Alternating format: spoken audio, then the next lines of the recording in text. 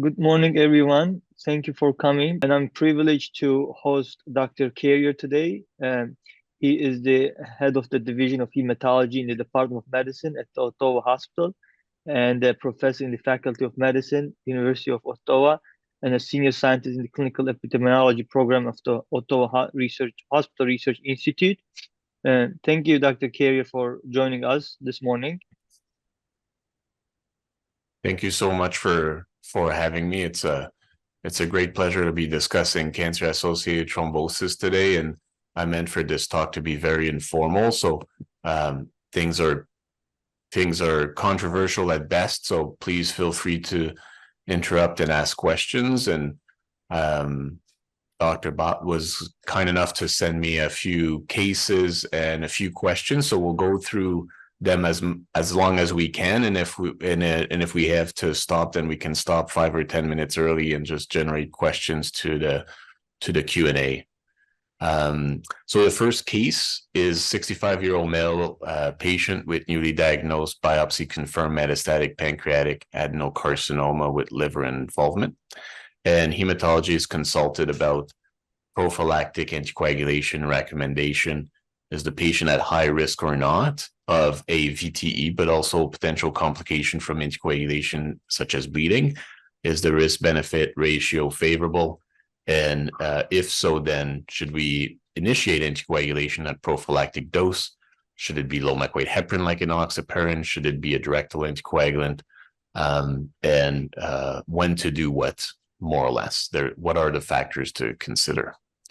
So the first question that I was asked to discuss a little bit is, how do you define cancer-associated thrombosis? And can we briefly allude to the pathogenesis of cancer-associated thrombosis? And today we'll be focusing on venous disease only. So when we're referring to cancer-associated thrombosis, it's really a general term and really reflects cancer-associated venous thromboembolic disease.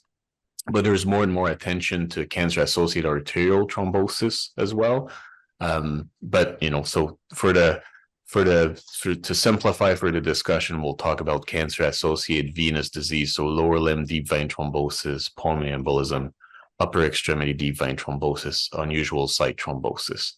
And the term cancer is slightly controversial. So what is the International Society of Thrombosis Hemostasis definition of active cancer that goes into the definition of cancer-associated thrombosis? Well, active cancer is a cancer that is diagnosed within the previous 6 months, that is recurrent, regionally advanced, or metastatic in nature, for which treatment had been administered within 6 months, or an hematological type of cancer that is not in complete remission. So when we refer to cancer-associated thrombosis during the discussion, we're really referring to that. And as you can see on the right-hand side, regarding the pathogenesis of cancer-associated thrombosis, multiple overlapping and interacting pathways explain the increased incidence of both really arterial and venous thromboembolic disease in patients with cancer. Mechanism of CAT, or cancer-associated thrombosis, will include, as you can see, activation of the coagulation system, dysregulation of the fibrinolytic system, inflammation, and cytokine production. I'll focus a little bit on tissue factor because it's an important trigger of the hypercoagulability associated with CAT, and an important thing to understand when we think about the new anticoagulants like inhibition of factor 11, factor 11A, that is associated with cancer-associated thrombosis. So as you can see on the figure, tissue factor initiate the extrinsic pathway of the coagulation cascade, which creating a complex with factor 7, which will promote the activation of factor 10 and formation of factor 10A.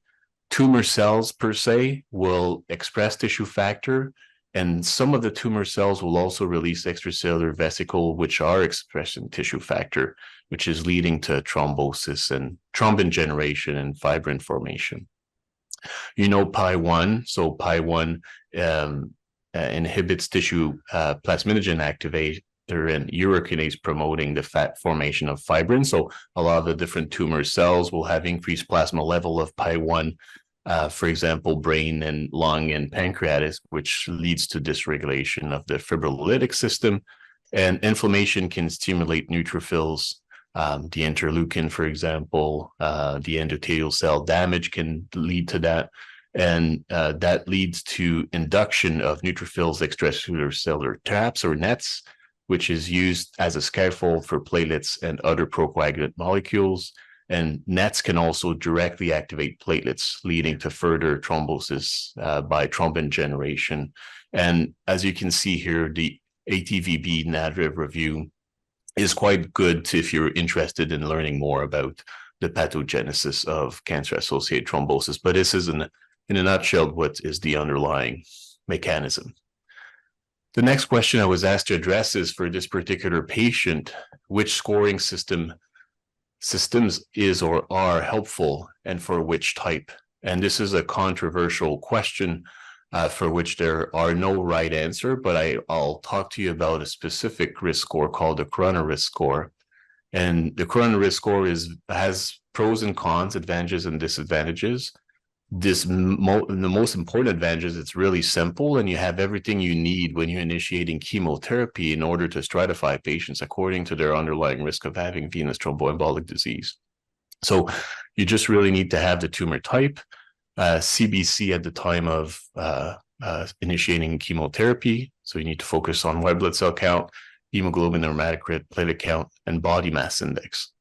There's pros and cons to the Corona risk score, but it's been extensively validated externally, used in clinical trials. But when you look at specific tumor type, it may not be as sensitive or specific or performing well to stratify patients. And therefore, there's been a number of additional scores that have added additional elements to the Corona risk score. Can be biomarkers, for example, other patient or chemo-related characteristics or factors. Other scores like the OncoTev score and the CompassCat have been trying to add completely different things or genetic markers associated with it. But part of these issues with the other scores is, although sometimes they've been derived and validated in external cohorts, they've never been used by clinicians to change clinical practice like it is for the Corona risk score. So although there's advantages or disadvantages to the Corona risk score, it's really the only score that is really for prime time use in clinical practice. So as I mentioned, you use the site of primary tumors as CBC prior to chemotherapy, body mass index, and you calculate the number of points associated with different variables. And then you stratify your patients according to the underlying risk. And you can see here on the right-hand side that this is a validation of the Corona risk score in the Vienna CAT prospective cohort study, that if you have a Corona risk score of 2 or more, you have an underlying risk of having venous thromboembolic disease of about 10%, so 1 in 10 patients. This is huge. This is much more than other thresholds that we use to initiate primary thromboprophylaxis in other patient population, like post-hip and knee arthroplasty, or, for example, hospitalized patients with medical illness. And therefore, that's a threshold that people thought that we should use in order to decide if patients should receive some form of thromboprophylaxis or not. And you can see that if your Corona risk score that is high, so that's 3 or more points, then the underlying risk of having VT in the next 6 months is about 17%, or 1 in 5 patients. So, as I mentioned, the Corona risk score have been externally validated in multiple patient population.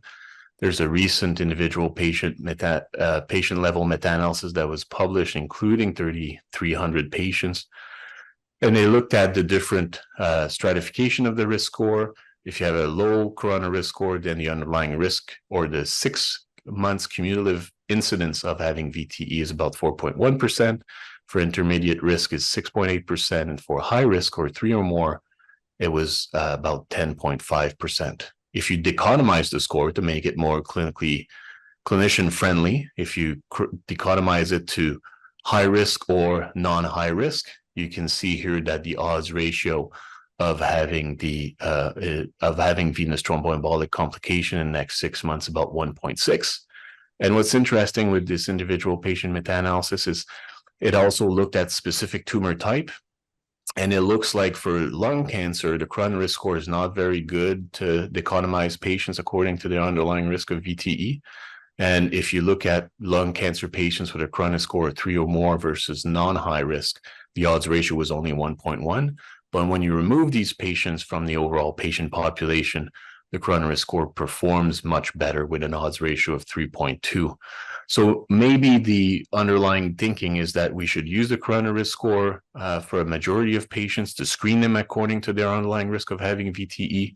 But for patients with lung cancer, maybe additional data is required in order to stratify the score a little bit better.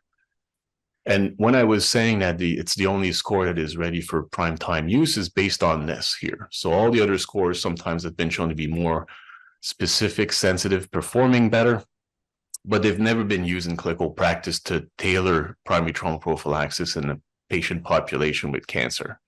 So you can see here a systematic review and meta-analysis, again published in Blood in 2020, showing that when you look at different outcomes, venous thromboembolic disease, major bleeding, and overall mortality, stratified by patients that are intermediate to high risk or high risk of having venous thromboembolic disease based on the coronary risk score, you have number needed to treat and number needed to harm that are helpful for clinicians to decide on the risk-benefit ratio. Is it worthwhile to initiate anticoagulation at prophylactic dosing in this setting? And you can see here that if you have a coronary score of 2 or more, the number needed to treat is about 25. If you have a coronary score of 3 or more, the number needed to treat is about 17. And that does not seem to be associated with a significantly higher risk of bleeding, but number needed to harm, are listed here and important to keep in mind and may differ depending on if you decide to use low weight heparin or a direct anticoagulant.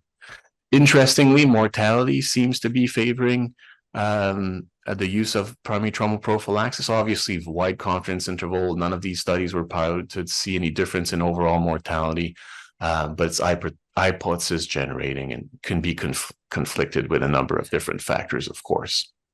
So this is really how we assess, or I think how we could assess the underlying risk of VTE. But then the next question is, what do we assess the risk of bleeding? Because, we mentioned that major bleeding may be a complication of primary trauma prophylaxis. And is there any tools that clinicians could use to assess bleeding properly? And unfortunately, there's no tools really to identify patients with cancer receiving prophylactic dosing of anticoagulants.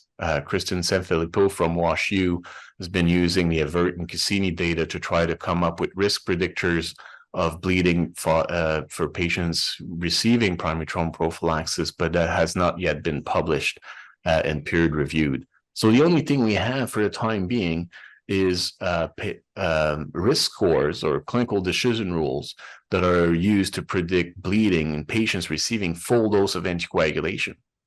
And if you can see, a number of clinical prediction rules have been used for patients with VTE, ACCP VTE, Einstein has bled, the Riete VTE bleed, which is the most recent one that you can see on the right-hand side.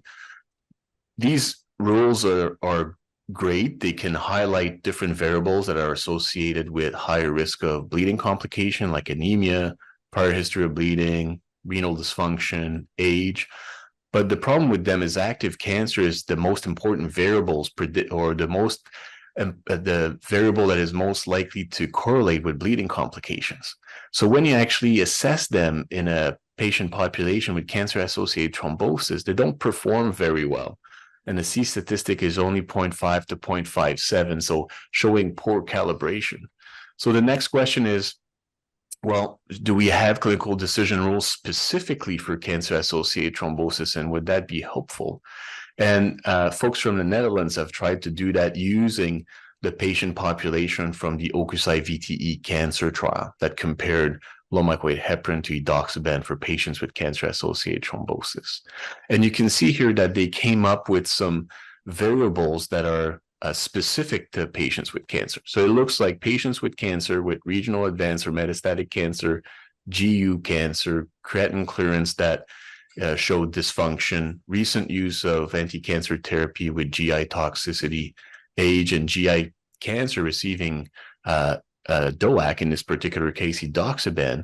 These patients receiving full dose or therapeutic dose of anticoagulation may be at higher risk of having clinically relevant bleeding. So a combination of major bleeding and clinically relevant non-major bleeding. So this is a step in the right direction. At least we have cancer-associated variables that we can see, that we can maybe mitigate to help avoid having too much bleeding complication. But it's important to keep in mind that it's only for therapeutic dosing. And therefore, we don't have the same type of data or granular data for prophylactic dosing. So I think it's part of the issue why primary trauma prophylaxis is not very well used, is although there's good data showing efficacy, clinical practice guidelines, and we'll come back to that, is showing you can use it in high-risk patients at low risk of bleeding. But clinicians don't have any tools to identify patients at low risk of bleeding. For you and I doing this on a regular basis, it's easy. But for medical oncologists only seeing to solid tumor, it may be a different issue, and they may not be as comfortable making these types of decisions. So the next question is, when do you consider thromboprophylaxis anticoagulation? I think this 65-year-old male that we presented earlier with metastatic pancreatic adenocarcinoma, even if we don't have a CBC or BMI, just based on tumor type, you would have 2 points. So we know his underlying risk of having VT complication is in the next 6 months is at least 10%.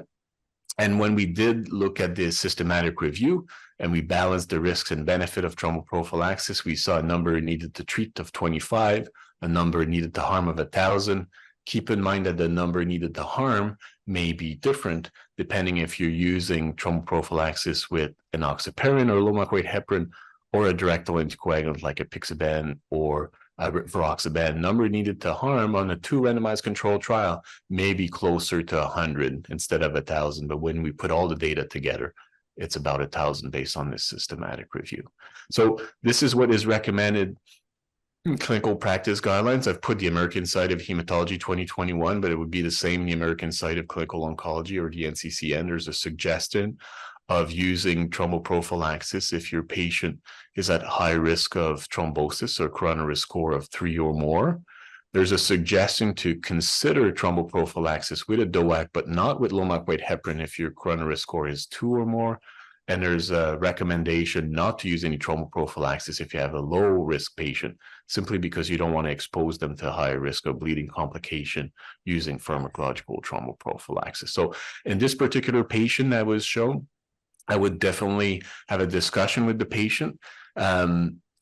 Sometimes there's logistical issues. For example, coverage might be a reason, cost might be a reason, maybe a high risk of bleeding complication. But at least given that he's 2 points or more, at least intermediate risk of having VTE, I think he needs some education on the risk, signs, symptoms of DVTs and PEs, because if he has them, he needs to seek medical attention. And you all know that we see a lot of incidental PEs, for example, and when you actually talk to the patient and then ask if they had symptoms, most of them did have symptoms for a while, but they thought it was because of the underlying cancer or the side effect of the chemotherapy. They didn't even know they would be at high risk of having a blood clot in their lungs. So a little bit of education would be desirable. And if possible, in a patient at low risk of bleeding, then I would offer him some thromboprophylaxis. I tend to offer thromboprophylaxis using a direct anticoagulant because adherence and persistence to DOACs is better than low-molecular weight heparin. Cost in my country is certainly lower. It's not yet covered because there's no indication. We'll come back to that. But I would something that I would do. The next question is, what did we learn from the AVERT and Cassini trials, and how do we explain the difference in outcomes? So as you know, the AVERT and Cassini trials are trials that have randomized patients with at least an intermediate to high risk of having venous thromboembolic complications or coronary score of 2 or more to prophylactic dosing of direct anticoagulant or placebo for 6 months.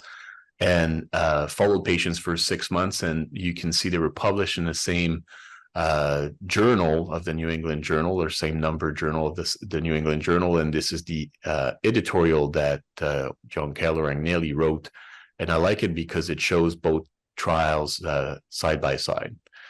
So if we start with the AVERT trial randomized patients to apixaban 2.5 milligrams POBAD or placebo, followed patients over time. And you can see at the end of the 6 months, if you look at the first line of primary efficacy outcome, The placebo patients had 10% risk of VTE, so exactly where we've been discussing and exactly on target. And patients receiving apixaban had only 4.2%, so a relative risk reduction of a 60%, about 6% absolute risk difference or absolute risk of having VTE difference. That was not the case in Cassini. So in the placebo group, they had 8.8% risk of VTE. They only had a lower risk of rivaroxaban to about 6%. So they did not reach their primary hypothesis. It was not a positive trials, but when they looked at analysis during the treatment, then they had a statistically significant reduction of about 60%. That was similar. And then when you look at major bleeding on the other side of the coin, if you look at the AVERT trial, there's an increased risk of about 1.8%, but that was the ITT analysis. And maybe if I would have been smarter and it could go back in time, I would have used a non-treatment analysis like all the other trials have been using. And that would have been an absolute difference of 1% that is not statistically significant. And this is what Cassini actually has used. So major bleeding on treatment showed a 1% not statistically significant. And therefore, when you look at the cumulative values altogether, you can see that, there's an absolute difference of about 4% for the risk of VTE and an increased risk of about 1% of bleeding complication when you combine the values together. So the question is well taken. How do you explain the differences in outcome? There's a few differences in the study procedure. So for Cassini, and I'm not sure if you participate in Cassini, you needed to have an ultrasound done prior to randomization. And if you had a positive clot, proximal or distal, then you could not be included we could not be randomized. And that may have led to a selection of low risk group. I don't think it's standard of care in most places to do ultrasound on all patients initiating chemotherapy. I know Cleveland Clinic does it, and maybe the MSK does it to a certain extent, but that may have led to a selection of a low risk group. They also used ultrasound detected DVT as a surrogate outcome measure during the different weeks, week 8, 16, and 24. That may have led to early diagnosis that would have prevented symptomatic differences. And obviously, these were included in the outcome measure. So symptomatic distal ultrasound detected and symptomatic distal and ultrasound detected were included in the outcome of the Cassini trial. And there's differences in tumor types. So Cassini was stratified based on advanced pancreatic cancer to have about 50% that were GI-related cancers, whereas in AVERT, it was mostly lymphoma, gynae, and some GU. So taken together, these two trials are quite complementary in the underlying risk of or representative of different tumor types, but there are certainly differences in study procedures and outcomes that may have led to the difference that we've noticed. So our patient, for different reasons, received education on venous thromboembolic disease, signs, symptoms of PEs and DVTs. He knows to seek medical attention if he has to. He has not started on prophylactic dosing of anticoagulation because of different reasons deemed to be at high risk of bleeding or cost-related reasons. And 6 months later, he shows up to your emergency room or emergency department, bilateral PE, and he's placed on an anticoagulation for indefinite duration because he has metastatic pancreatic cancer, which is the underlying risk why he had the clot to begin with. This will never disappear, and therefore we'll continue anticoagulation for as long as we can until the risk of bleeding outweighs the risk of the intervention. So the first question is, what's your preferred anticoagulation of choice and why? I would have to say that I tend to start almost everybody on a direct anticoagulant.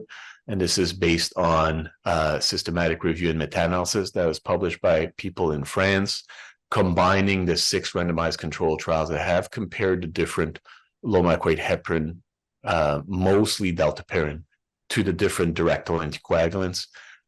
And you can see the efficacy outcome measure on the top. So recurrent VTE, you can see that patients receiving a direct anticoagulant had a lower risk of recurrent event despite anticoagulation, an absolute difference about 3%.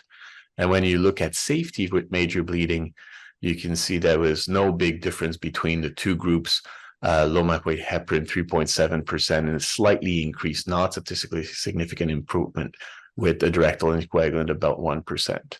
So based on that, you can see that there's a bit more variability in the risk of having major bleeding depending on the trial. Some people say apixaban, as we know, Caravaggio was not associated with a statistically significant increase of major bleeding complication. But keep in mind that we are actually not sure what the reason for that is. Is it because it's a BID medication, so a lower peak, higher trough? That's possible.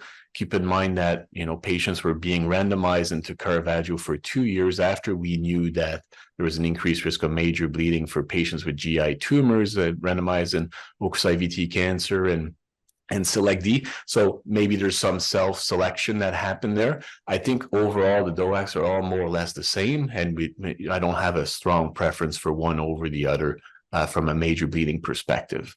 However, how as it was mentioned in the case, there's difference in clinically relevant non-major bleeding. So remember, the major bleeding definition by the ISTH is clinical site bleeding, so fatal event, intracranial hemorrhage, joint, retroperitoneal, and patients that don't meet these criteria but still need to have a medical intervention or seek medical attention, they have a clinically relevant non-major bleeding. And when you compare patients receiving low-molecular weight heparin or DOAC, you can see there's a statistically significant increase in the risk of clinically relevant non-major bleeding in patients receiving a DOAC. And that's really related to patients having gastrointestinal type of bleeding in patients with GI tumors, and hematuria in patients with genitourinary type of tumors, independent of the molecule you're having. So they've seen that in the trials with edoxaban, rivaroxaban, and apixaban. And therefore, that's the rationale for clinical practice guidelines to say, well, maybe a direct anticoagulant should be the first choice. But if your patient has a gastrointestinal type of tumor or genitourinary type of tumor, then maybe mindful and really think about the risk of bleeding. And if the bleeding risk is high, then maybe initiating them on an enoxaparin or low-molecular weight heparin to challenge them to anticoagulation may be desirable, because the direct anticoagulant seems to be making mucous membrane bleed quite a bit more compared to low-molecular weight heparin. So when do I avoid the use of DOAC? Well, I try to have a reflection about the underlying risk of bleeding of the patient. So if there's a prior history of major bleeding, severe bleeding, if there's a high-risk GI lesions, if the patient is thrombocytopenic, and if there's severe renal impairment or liver impairment, Child's pube C, for example, or B for certain of the DOACs, the patients are on dual antiplatelet. I try to clean that up if it's not needed. But in patients at a high risk of bleeding, I tend to challenge them to low-molecular weight heparin to begin with. And then depending on the course, then sometimes I do a transition to a direct anticoagulant. I look at the type of tumor. We mentioned that for edoxaban and rivaroxaban, the trials have shown that patients with gastrointestinal type of tumors had a higher risk of major bleeding, mostly upper GI type of bleeding. And therefore, I tend to be mindful of that from a major bleeding perspective. And we discussed that from a GI and GU cancer perspective, they are also at high risk of not major bleeding, but clinically relevant non-major bleeding. For example, patients with the bladder cancer coming into your emergency room department with hematuria requiring total bladder irrigation and 1 unit of packed blood cell still is an important bleeding, right? But it didn't meet the criteria for major bleeding. So I tend to be mindful of that. So if they have unresected intraluminal GI-GU cancer, I tend to challenge them to low-molecular weight heparin first. And if there's drug-to-drug interaction with DOAC, so obviously there's less drug-to-drug interaction with DOACs compared to vitamin K antagonists, but more so than low-molecular weight heparin because it's parenteral, of course. If there's strong CYP3A4 or strong glycoprotein P interaction, so if they're inducers, they could decrease the level of the different direct anticoagulants early on, maybe a high risk of recurrence. And there's strong inhibitors, then it'd be increased risk of bleeding associated with increased plasma concentration of the different direct anticoagulant, and therefore I would favor a low-molecular weight heparin in that setting. And there's a number of other things that one need to be mindful of. We mentioned cost, logistics, body mass index, able to tolerate PO intake. So all of these things need to be factors, but this is a little bit how I make a difference between choosing a DOAC or low-molecular weight heparin in my clinical practice. So the patient is started on anticoagulation for 6 months. We said indefinite or lifelong duration of anticoagulation. So the next question is, when do you consider half-dose anticoagulation versus full dose of anticoagulation among cancer patients? And is there any special dose type for GIGU patients with cancer? So I assume this question was related to secondary prevention. So the acute treatment for cancer-associated thrombosis is the initial 3 to 6 months. After the 3 to 6 months, the initial clot is cured. The rationale to continue anticoagulation is for secondary prevention, preventing a second clot from happening. If the underlying risk factors are still present, we tend to continue anticoagulation. If the underlying risk, if the risk factors are gone, like the cancer is in remission, there's no anti-cancer treatment, we tend to stop. So we need to have a reflection of what's the underlying risk, a little bit like what you do for patients with unprovoked or minor provoking risk factors after the initial course of anticoagulation. You have to try to judge what's the underlying risk of recurrence, and a number of factors are important. In the setting of cancer, we mentioned risk factors for recurrence. I'll show that in the risk factors of bleeding, but also it's important to have a reflection about the life expectancy in patients with cancer. So we used to think that continuing anticoagulation until death was the right thing to do. Some data in the past few years have shown that when patients are transferred to palliative care or hospice setting, then maybe continuing anticoagulation in these patients, especially if it's for secondary prevention, is causing more bleeding complication, not necessarily major bleeding, but clinically relevant non-major bleeding complication. And so we may be causing more harm than good at the end of life with our anticoagulants, and we need to be mindful of that. So we need to balance, it's the same exercise as what we did for the acute treatment. We need to balance the risk and benefit of extended duration of anticoagulation for secondary prevention. We need to be mindful that the case fatality rate or the risk of dying from recurrent VTE or the risk of dying from major bleeding is slightly different in patients with cancer compared to non-cancer. Remember, in the setting of non-cancer patients, the case fatality rate is threefold higher for major bleeding compared to risk of recurrence. It's not the same thing in patients with cancer. So the case fatality rate of recurrent VTE seems to be higher than the case fatality rate of bleeding. And that might be something to keep in mind when we make a decision about extended duration or not. We mentioned risk factors for recurrent VTE in patients with cancer. High risk cancer type, pancreatic, like our patient, for example, especially if it's metastatic. Advanced stage metastatic disease is another risk factor. Residual vein obstruction, pulmonary artery obstruction, we can have a discussion about it. It hasn't been shown to be an important predictor in non-cancer patients, but the SELECT-D second randomization of SELECT-D has used it, so we can have a reflection about that. Advanced age, previous VTE, the symptomatic event compared to incidental, and some biomarkers. And the same thing for bleeding, right? So unfortunately, it's somewhat similar to a certain degree, but unresected mucosal tumors, you need to be mindful. Metastatic disease, history of bleeding, hepatic renal impairment, thrombocytopenia, advanced age, frailty, end of life related issues. These are things that we need to put in a balance to decide on the risk benefit ratio of extending duration of anticoagulation in that setting.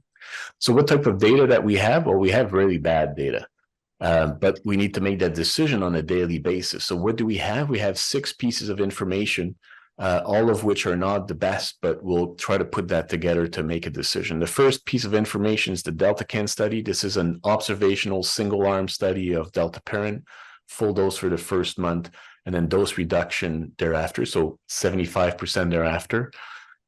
Patients were followed for 12 months, and then the primary endpoint was to look at the second 12-month risk of major bleeding complication compared to the first 6 months.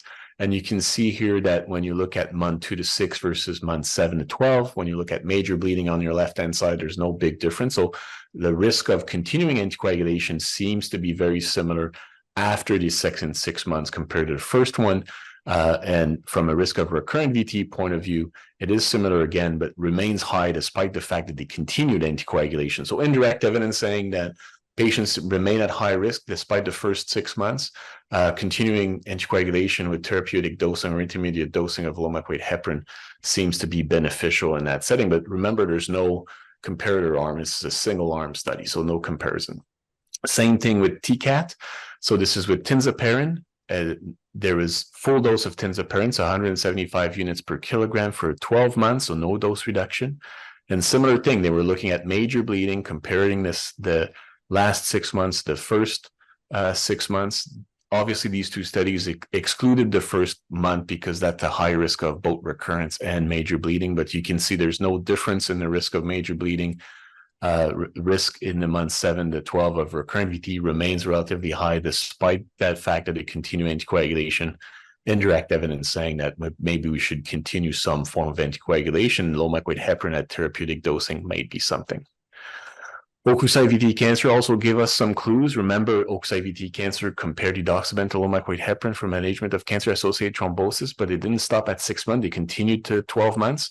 So this is the second 6-month analysis of the study, and it showed, although there's a comparison between dalteparin and edoxaban, so therapeutic dose of DOAC, intermediate dose of low molecular weight heparin, although there's a comparison, there's no comparison compared to no treatment. But you can see again, indirect evidence saying that the risk of major bleeding remains relatively low, no difference between the two groups, and the risk of recurrent VT remains relatively high despite anticoagulation. So again, some indirect evidence saying we should continue a little bit of something. The only study that really compared anticoagulation to nothing is the second randomization of the SELECT-D. So you know the SELECT-D because it compared low molecular weight heparin to rivaroxaban for acute treatment of cancer-associated thrombosis, followed patients for 6 months. They had a second randomization after 6 months, randomizing patients that had an index event of a PE or residual vein obstruction on baseline ultrasound to continue rivaroxaban 20 milligrams PO daily or switch to placebo.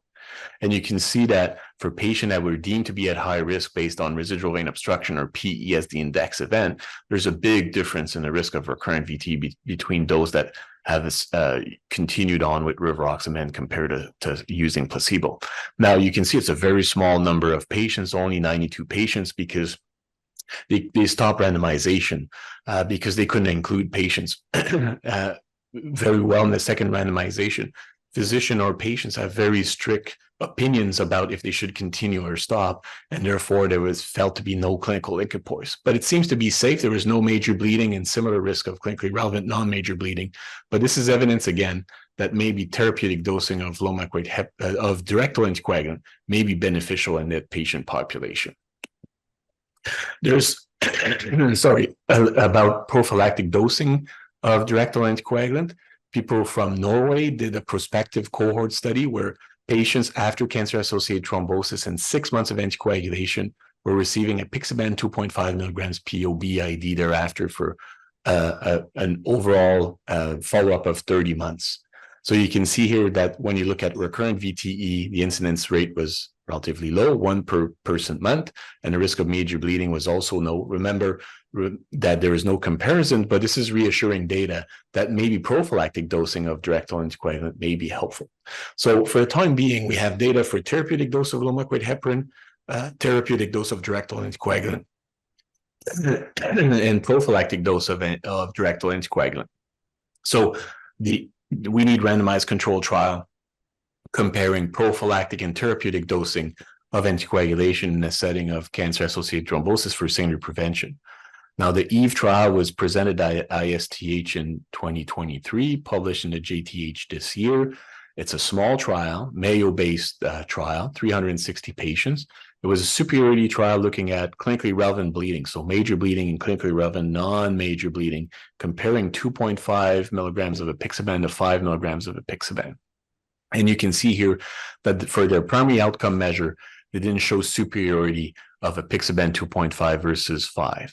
But you need to be mindful that there's some limitation to the study. It was powered for only 70%. Yes, the event rates may have been overestimated a little bit, and the absolute difference between the two groups may have been a little bit generous.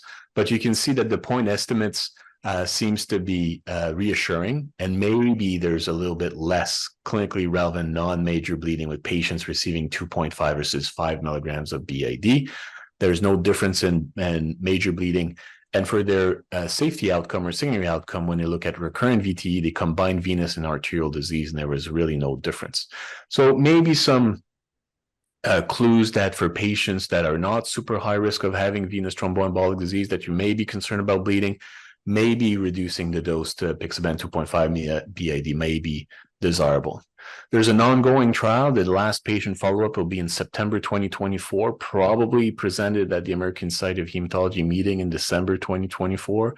And that's the APICAT trial. It's a French-based, European-based study randomizing patients to 2.5 apixaban and 5 milligram POBID of apixaban. They have the proper power. It's a non-inferiority trial, and they have the proper power with a total number of patients of close to 1,800 to really definitively answer the question. So we will soon have data about when can we dose reduce patients.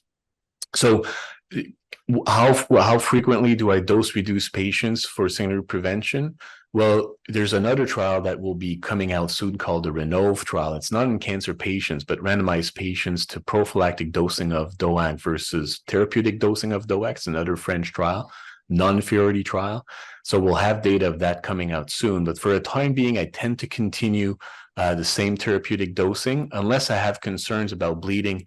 And if I have concern about bleeding based on the EVE data, although not definitive, I tend to decrease the dose of the directal anticoagulant or dose of low molecular weight heparin to prophylactic dosing, but extrapolating data. But the APICAT trial will help us to do that. The second question that I guess was used or asked is, how do you dose adjust low molecular weight heparin for cancer-associated thrombosis? And I'm assuming this is in the acute treatment, and I'm assuming because in the United States you mostly use enoxaparin. Around the world, people tend to use dalteparin, tinzaparin a lot because it's a once a day full therapeutic dosing. And I would have to say that based on that, it's really individualized or a case by case basis. And there's rationale for both. And the reason why I'm saying this is because if you look at CLOT, so that's a landmark trial that showed that low molecular weight heparin was more effective and as safe as vitamin K antagonists. It's published in the New England Journal, but it was published in 2003, and that's the graph on the left-hand side.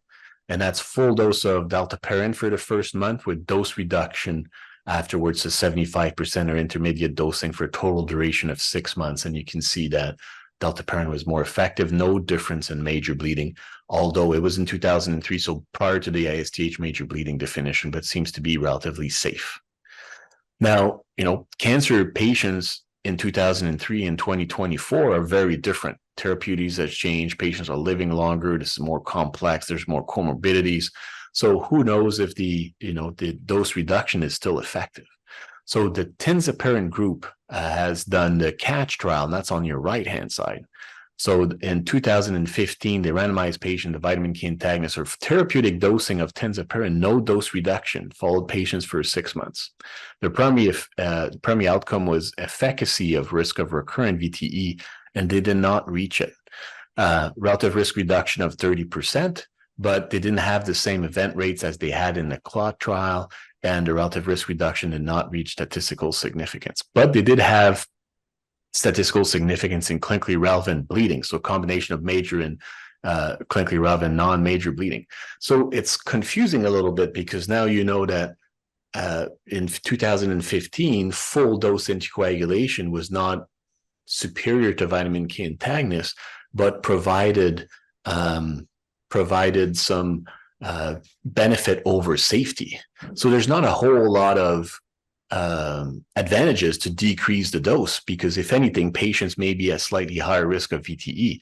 But it's different with enoxaparin because it's between a BID versus a once a day injection, and that might have consequences on compliance and adherence. So what I tend to do when I use enoxaparin is I tend to use the therapeutic dosing for the first month, because we all know this is the highest risk of recurrent VTE, high risk of bleeding. The once-NOC trial, if you look at the different trials, the different arms looking at once-a-day BID or IV infractionated heparin showed a higher risk of bleeding, higher risk of recurrence in the once-a-day compared to the BID. This was, real-world data have shown some differences over time, but I tend to say, well, maybe we can continue on for the full dose for as long as we can to go through the high risk period, and then dose reduction may be desirable afterwards. I would feel comfortable with that afterwards. So really, it's an individualized approach to decide if we do it or not. Now, our poor patient is on anticoagulation long-term, and maybe I'll stop after the question so we can have questions. But unfortunately, he's noted to have an intracranial hemorrhage upon an emergency room visit due for persistent headaches. And then obviously you need to stop anticoagulation. When do you restart anticoagulation? And for that, it's really on a case-by-case basis, and there's a number of things that you need to be mindful of and include in your decision. So the first is the indication for anticoagulation. What's the risk of recurrence or the risk of extension or embolization? Is the index event a distal DVT for which you're not really worried about it? Is it a subsegmental PE for which you know there's a relatively low risk of recurrence? Is the time since the index event, does this bleed happen a week after diagnosis of bilateral lobar PEs, or is it 6 months down the road where you feel more comfortable in secondary prevention? CT imaging and MRI imaging will also be helpful to decide how old the bleeds are. This is important because he had persistent headaches. Maybe the bleeds have been there for a little while, and therefore that may affect the time in when you feel comfortable restarting anticoagulation. And the MRI may give you additional information with the T1 or T2 weighted images about the time since the last time. And then if you're not sure, serial imaging may be desirable to make sure there's no progression over time. And obviously, risk of recurrent bleeding has happened while the blood pressure was under control, and what's the volume of the intracranial hemorrhage. So a number of things need to be in place. But one thing that we know is that prophylactic dosing of enoxaparin or fractionated heparin can be used within a few days of having an intracranial hemorrhage.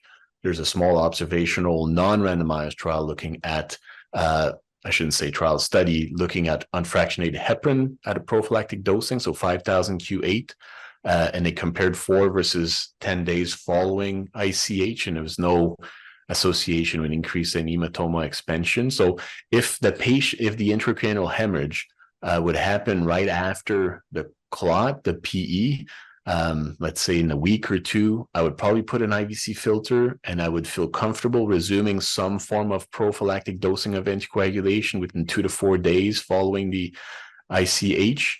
And then based on that, then in discussion with a neurosurgeon, then we can slowly tailor the dose of anticoagulation. If the risk of recurrence is low, then I don't tend to put an IVC filter, obviously, and I would start prophylactic dosing maybe 4 days after the 4 to 5 days after the ICH, and then I would do serial imaging and then discussion with neurosurgery for when it is okay to resume full dose anticoagulation. If it's a larger ICH, so if it's more than 10 cc's or high risk of progression because it's multilobar, for example, then I don't tend to use any pharmacological trauma prophylaxis. I'd put an IVC filters in the acute setting. I would not do anything if it's not in the acute setting, and I would have discussion of neurosurgery. Most clinical practice guidelines would suggest full dose or therapeutic dosing of anticoagulation within 4 to 8 weeks, but some studies have shown that up to 2 weeks is also no different than 4 to 8. So it really depends on how you feel about the underlying risk of recurrence. But one thing is for sure is that if you don't resume anticoagulation, systematic reviews and meta-analysis that's published in BMJ Opens sort of shows that there's more increased risk of overall mortality, increased risk of recurrent event, arterial or venous, if you don't resume some form of anticoagulation. No real difference in the risk of recurrent intracranial hemorrhage for those that have resumed anticoagulation. So obviously in a case-by-case discussion, I tend to want to resume some form of anticoagulation eventually, especially if the patient's at really high risk. If it's low risk, then you don't need to lose sleep over it.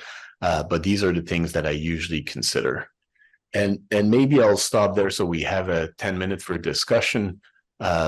We had other cases about the factor 11 or factor 11A inhibitors, but I'll leave it up to you to decide.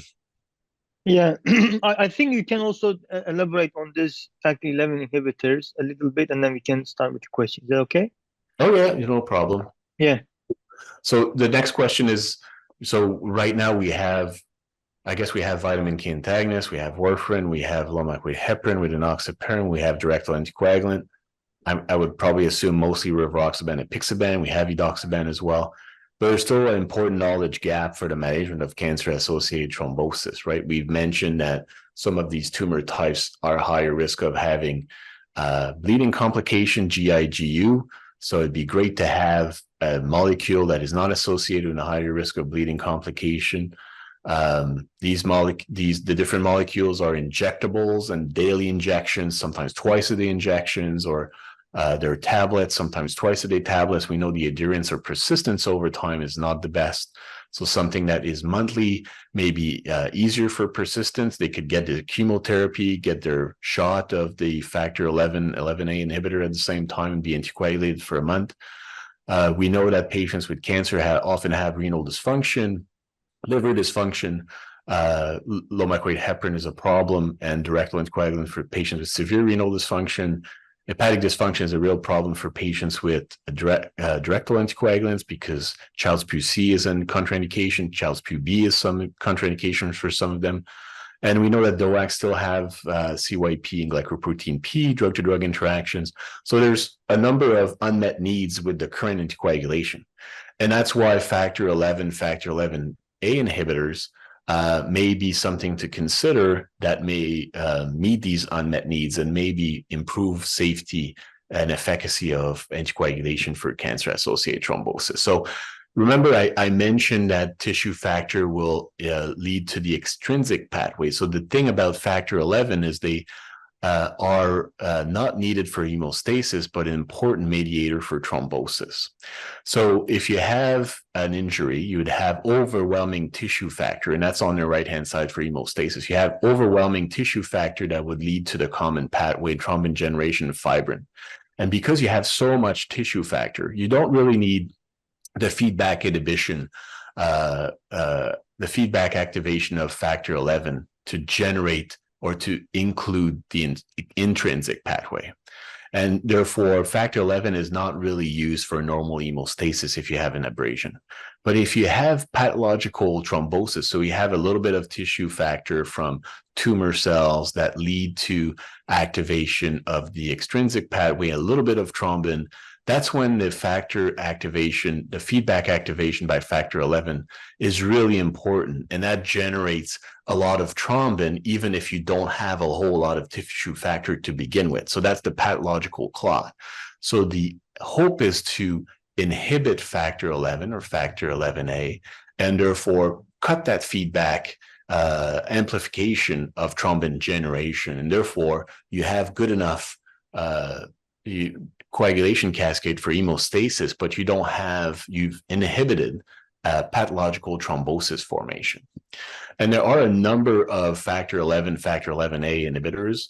They're described as antibodies or small molecules. So antibodies would be abelacizumab, for which there's 2 phase 3 trials, intravenous for first dose, then subcutaneous, rapid onset of action, but it's a long half-life. It's weeks, done monthly.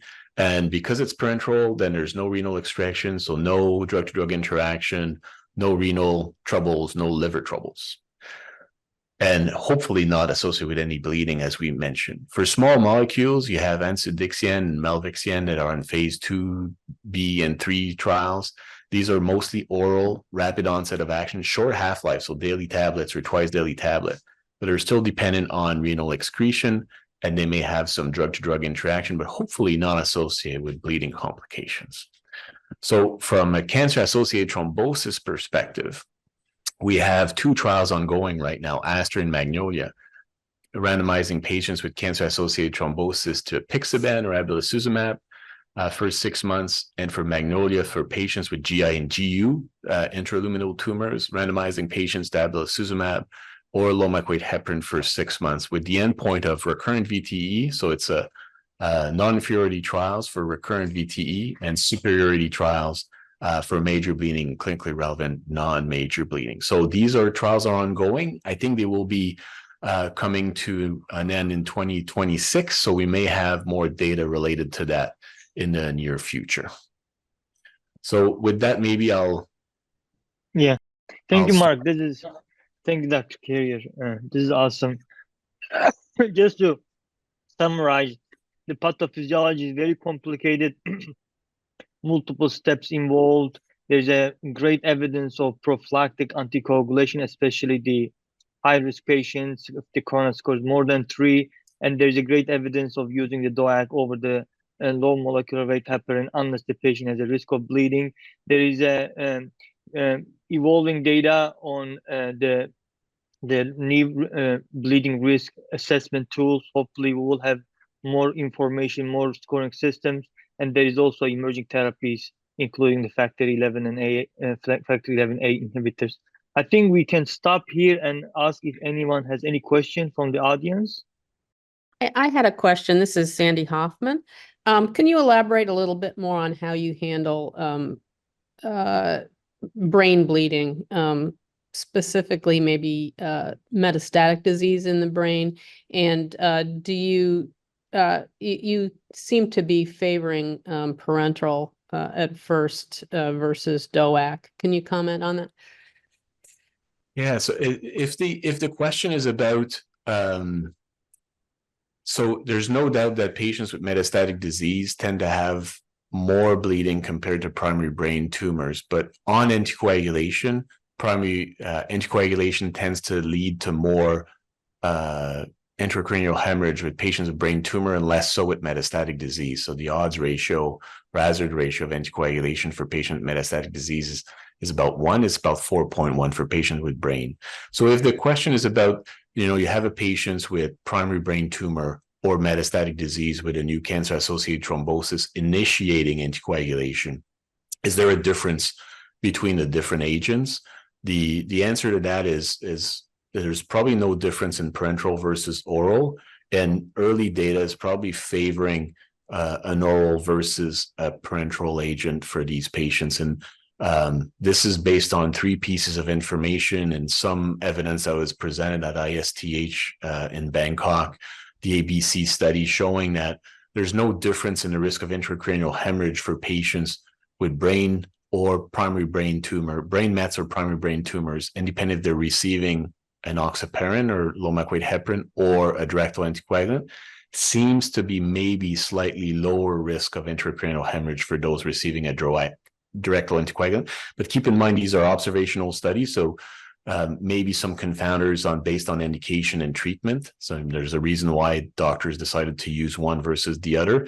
But all the pieces of information, so there's a cohort study in JTH, there's a cohort study in the oncologist, and there's a third cohort study that will soon be published that are all showing that maybe it's associated with a slightly lower risk of having intracranial hemorrhage, which is consistent with what we've seen in AFib when we compared direct anticoagulant to vitamin K antagonist. If your question is about now you're on you're on some form of anticoagulation, you show up with a primary brain, an intracranial hemorrhage. The reason why I said I tend to use parenteral while they're in hospital is because often what I would do, depending on the risk, is I would start with prophylactic dosing. Low molecular weight heparin and enoxaparin's half-life is 6 hours. For direct anticoagulant is 10 to 15 hours. So often anesthesiologists or neurosurgeons feel still more comfortable with low molecular weight heparin and fraction of heparin compared to direct anticoagulant. I don't think there's a real difference into it, but if there was progression of that bleed, then maybe it'd be easier to manage it if the patient's on parenteral agent for the time being to re-challenge them. And then eventually I would switch them back to their direct anticoagulant. Was that helpful? Yes, that answers my question. Thank you.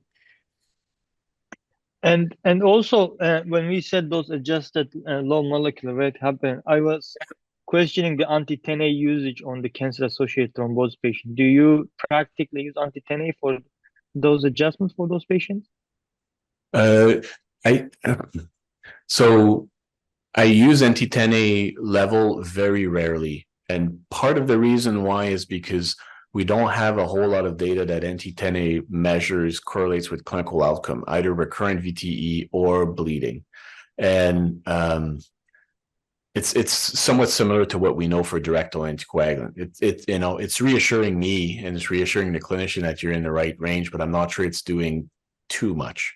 From a low molecular weight heparin perspective, the dalteparin trial was done without any dose monitoring. So it was like, it's literally full dose anticoagulation for a month and dose reduction. In my clinical practice, I use the next pre-filled syringe as the dose reduction usually. I would probably feel comfortable with enoxaparin BID and then switch to 1.5 milligram per kilogram whenever I feel the risk of recurrence is lower or if the risk of bleeding is also very high, I feel comfortable with 1.5 milligram per kilogram once a day right off the bat. But I'm assuming that maybe there's a slightly higher risk of recurrence in that setting. But I don't tend to use NT10A too much. I tend to use NT10A for low molecular weight heparin in extremes of weights a little bit, simply because when you're getting to 200-300 of enoxaparin BID, I start feeling a little bit uncomfortable. So I often do a peak to make sure it's not. I use weight adjusted, so I do a peak to make sure I'm not overly high. If the patient has had a recurrent VTE on low molecular weight heparin on therapeutic dosing, then I would tend to increase the dose by 20-25%. I don't tend to do an NT10A level at that time, but if they have further recurrences, then I make sure that I do an NT10A. It's usually good because low molecular weight heparin is a large molecules and has a lot of non-specific binding. So sometimes it will bind to other things, and the NT10A level is usually within the therapeutic range, but I tend to do it in that particular setting. Do you do NT10A for dose adjustments? No, if as you said, if it is a recurrent event, then we go 20%. But and that the weight is another reason why we do the anti-10As. Okay, great. Any other question from the audience? And one more question: do you? I'm not sure if it's available, but do you use any DOAC trough levels for adjustments or any dose increase or lowering? No, I don't tend to use it too much, simply because again, there's not a lot of clinical correlation. There's a little bit of data in the AFib patient population. I used to be the ISTH, as you know, used to not recommend DOACs over 120 kilograms because of lack of data. New guidance documents say up to 150. For an acute clot, I don't feel so hot about using a direct anticoagulant when it's over, like for a big PE, when it's starting at the 140 kilograms or more. If I have to, then I would do NT10A level at that time.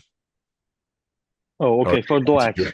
Yeah, for DOACs. I would do rivaroxaban plasma concentration or apixaban plasma concentration in extremes of weights. Okay, got it. Great. Thank you, Dr. Carrier. This was very helpful. Thank you for everyone joining this morning.